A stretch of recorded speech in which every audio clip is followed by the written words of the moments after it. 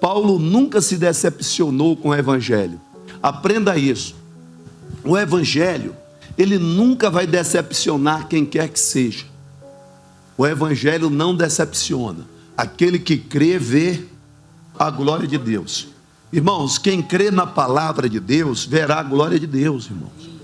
Paulo não se decepcionava. O evangelho não vai decepcionar ninguém. Às vezes, alguém será decepcionado, e acontece, por um sacerdote, será decepcionado por alguém que faz a obra de Deus, irá se decepcionar com um membro de uma igreja, pode até se decepcionar, tá? Aqui, pode se decepcionar aqui, ali, acolá, com um ser humano, ou com a prática de alguém. Mas o evangelho em si, não, ele é eficaz. O apóstolo Paulo, em outra oportunidade, disse que a palavra de Deus é viva e eficaz, quer dizer, soluciona, resolve qualquer problema. Aquilo que o homem não alcança, pode ter certeza que Deus, ele se manifesta, ele opera, ele alcança através da sua palavra. Então, guarda isso aqui. O evangelho, ele é regenerador, transformador, ele muda toda e qualquer situação. Aquilo que o homem não pode fazer, quando o evangelho é pregado, o homem sente aquela força e ele consegue fazer aquilo que ele não podia fazer.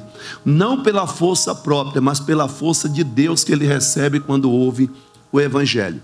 Pode observar que muitas vezes a pessoa, isso pode ter acontecido já com você, e creio que sim, chegou um dia na igreja para baixo, fraco, decepcionado, abalado com alguma situação, às vezes até já entregue, estava já numa situação que havia se entregado, mas de repente ela ouve uma palavra, a palavra entra nela, e de repente a pessoa começa a lutar de acordo com aquela palavra, e Deus muda completamente a história.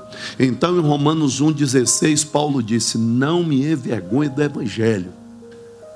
Não me envergonho. O evangelho, ele não envergonha ninguém. Não, porque não me envergonho do evangelho de Cristo, pois é o poder de Deus para a salvação. O evangelho não é mais uma religião que criaram, não, irmão. Chega dessa coisa de religião. A religião não faz nada por ninguém. Religião não ajuda, na minha humilde opinião, que pelo menos eu nasci na religião predominante no país, porque minha mãe já era praticante da religião predominante no país, e depois tive uma breve passagem pelo ocultismo, e nada disso resolveu minha vida. Quem resolveu minha vida foi Cristo. Minha mãe me deu uma Bíblia de presente, se converte, me dá uma Bíblia de presente, comecei a ler a Bíblia, e comecei a ter um encontro com Deus, e hoje eu estou aqui, e agora sim, agora as coisas mudaram. Quando mudou, pastor? Mudou quando eu recebi o evangelho, quando eu li ali, comecei a ler, fui para a igreja, comecei a ouvir a palavra, foi entrando em meu coração, minha vida mudou, como a vida de milhões de pessoas no mundo todo tem mudado, porque o evangelho muda a história, muda a vida da pessoa. Agora a pessoa precisa vir para a igreja e absorver aquilo que lhe é pregado, ela precisa deixar o que lhe é pregado entrar nela. Porque quando fala pregar, já está falando, é enfincar. O pastor procura enfincar a palavra dentro do seu coração. E aí você precisa ter o coração aberto para receber essa palavra, porque essa palavra vai mudar a sua vida. Então não me envergonhe do evangelho, porque o evangelho é o poder de Deus, é Deus se manifestando. Irmãos, quando você recebe o evangelho, Deus está descendo dos céus e entrando em você. Deus está entrando em você, está se misturando com você.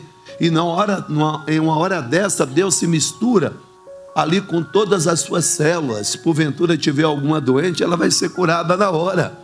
É por isso que quando o pastor está pregando, e isso já aconteceu várias vezes, a pessoa já está contando testemunho. Ó, pastor, sumiu o mal aqui. O mal sumiu na hora, meu irmão. Quantas vezes?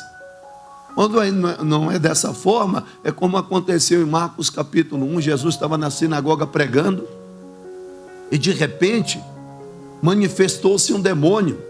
E por que será que aquele demônio manifestou?